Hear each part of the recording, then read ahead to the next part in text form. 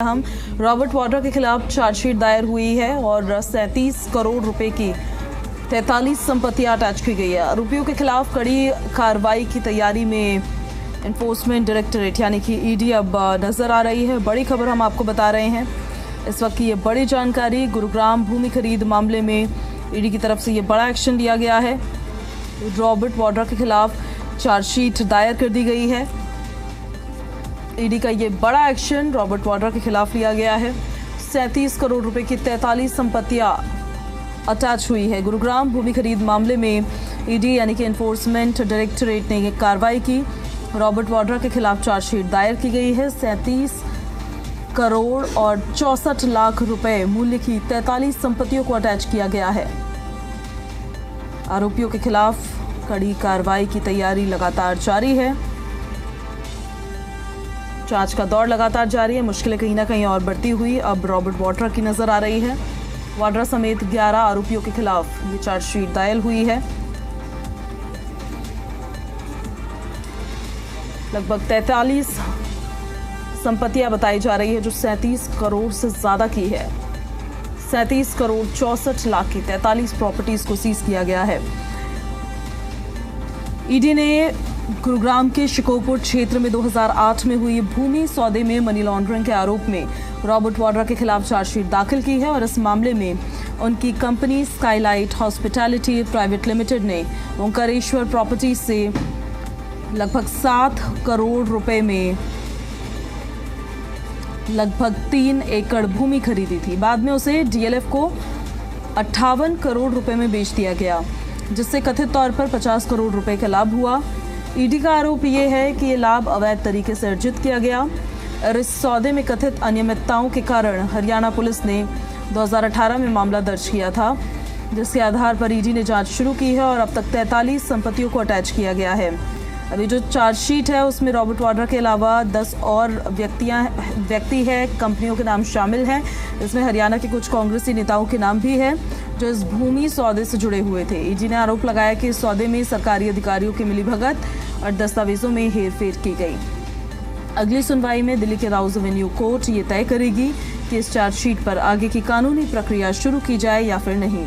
ये मामला राजनीतिक और कानूनी दृष्टिकोण से काफ़ी ज़्यादा महत्वपूर्ण माना जा रहा है। तो लैंड स्कैम पर अब फंसते हुए रॉबर्ट वाड्रा नजर आ रहे हैं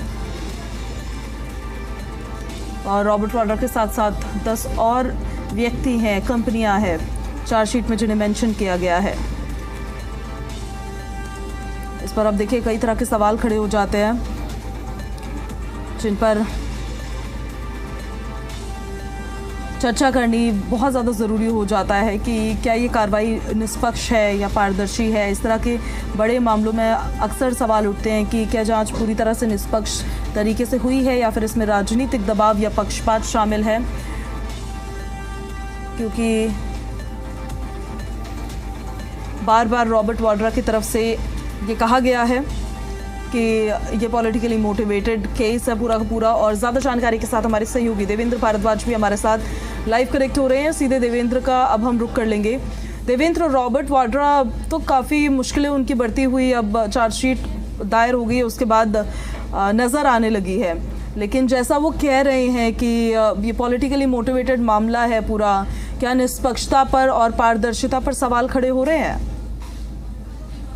देखिए, बिल्कुल गुरुग्राम पुलिस ने खेड़की दौलत थाने में 2018 में मुकदमा दर्ज किया था। इस मुकदमे में जिस तरह स्काईलाइट हॉस्पिटैलिटी जो कंपनी थी उसने कम दामों पर जमीन लेकर ज्यादा दाम में डीएलएफ को दोबारा बेच दी थी, लेकिन लगभग यूं माने कि 50 करोड़ रुपए के करीब इसमें मुनाफा कमाया था स्काईलाइट ने, जो कि रॉबर्ट वाड्रा की कंपनी थी। तो इस पूरे मामले में जब गुरुग्राम पुलिस ने मुकदमा दर्ज किया, ईडी ने इस पूरे मामले को टेक ओवर किया और उसके बाद से लगातार इस मामले की जांच कर रही थी, जिसमें अब चार्जशीट दाखिल भी की है और 43 अचल संपत्ति रॉबर्ट वाड्रा की की जो कि लगभग 37 करोड़ रुपए की हैं, उन्हें जब्त किया है। तो निश्चित तौर पर कहा जा सकता है कि जिस तरह से ईडी लगातार कार्रवाई कर रहा है इस मामले में, रॉबर्ट वाड्रा की आने वाले दिनों में मुश्किलें और बढ़ सकती हैं।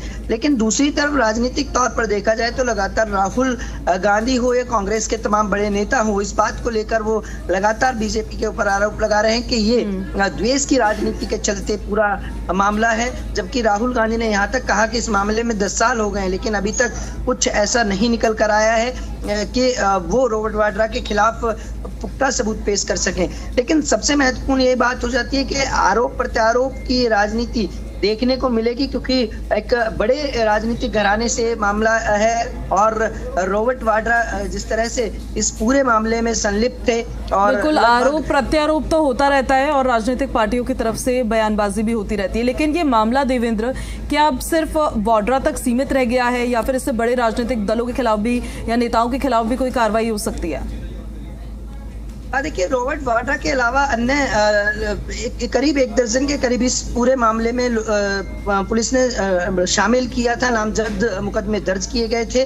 और उस वक्त तत्कालीन मुख्यमंत्री भूपेंद्र सिंह हुड्डा खुद इस पूरे मामले में संलिप्तता उनकी पाई गई थी। तो ईडी लगातार जिस तरह से इस पूरे मामले की जांच कर रही है, और सबसे बड़ी बात यह है, जब रॉबर्ट वाड्रा और कांग्रेस के इन तमाम नेताओं का नाम सामने आता है तो केवल इन नेताओं तक या इन नामों तक सीमित नहीं रह जाती, बल्कि कांग्रेस पार्टी के उस भ्रष्टाचार को भी कहीं ना कहीं बीजेपी एक यूं कहें कि कटघरे में खड़ा करती हुई नजर आती है। और यही कारण है कि सीधे तौर पर इस मामले के मार्फत कहीं ना कहीं बीजेपी सीधा निशाना साधती है कि किस तरह से कांग्रेस की सरकार में तत्कालीन मुख्यमंत्री और जिस वक्त सरकार थी किस तरह से भ्रष्टाचार किया गया। एक कम जो जमीन थी वो कम दामों पर खरीद कर दोबारा से उसी कंपनी को लगभग 50 करोड़ के मुनाफे में बेच दी गई। तो सीधे तौर पर इसकी जब जांच की गई तो ये भ्रष्टाचार मिला, और इस पूरे मामले को लेकर अब ईडी मामला की जांच कर रही है। तो यूं सीधे तौर पर कह सकते हैं कि इन नामों तक या इन राजनीतिक घरानों तक ये आरोप प्रत्यारोप नहीं रहेंगे, बल्कि सीधे तौर पर कांग्रेस पार्टी पर निशाना साधती हुई नजर आती है बीजेपी। और निश्चित तौर पर इस तरह के मामले जब आते हैं तो राजनीतिक तौर पर ये कोशिश की जाती है कि उसका फायदा राजनीतिक पार्टियों को मिले, और ये यहाँ भी देखने को मिल रहा है। लेकिन दूसरी तरफ ईडी एक स्वतंत्र एजेंसी है, वो अपना काम कर रही है, और जो तथ्य मिले हैं उनके आधार पर आगे की जांच चल रही है। और फिलहाल आरोप प्रत्यारोप देखने को मिलते रहेंगे, लेकिन आने वाले दिनों में रॉबर्ट वाड्रा की मुश्किलें और ज्यादा बढ़ सकती हैं। ठीक है, मैं लौट रही हूँ आपके पास, बनी रही है देवेंद्र हमारे साथ। इस बीच एक बड़ी खबर सामने आ रही है। वाड्रा के खिलाफ चार्जशीट पर राहुल गांधी ने सरकार को घेरा है और रॉबर्ट वाड्रा को 10 साल से परेशान किया जा रहा है, राहुल गांधी की तरफ से कहा गया है। ताज़ा आरोप पत्र उसी षड्यंत्र का एक और हिस्सा है। उन्होंने कहा कि मैं रॉबर्ट और प्रियंका और उनके बच्चों के साथ खड़ा हूँ, आखिरकार सच्चाई की जीत होगी। हालांकि उनकी तरफ से भी यही बार बार कहा जा रहा है कि पॉलिटिकली मोटिवेटेड केस है, पूरा का पूरा सिर्फ परेशान किया जा रहा है। देवेंद्र, एक बार फिर से मैं आपका रुख करना चाहूंगी, क्योंकि ये भी बताया गया कि लगभग 43 संपत्तियां जिनको अटैच किया गया है, करोड़ों की संपत्तियां हैं। क्या आधार इसके पीछे बताया जा रहा है?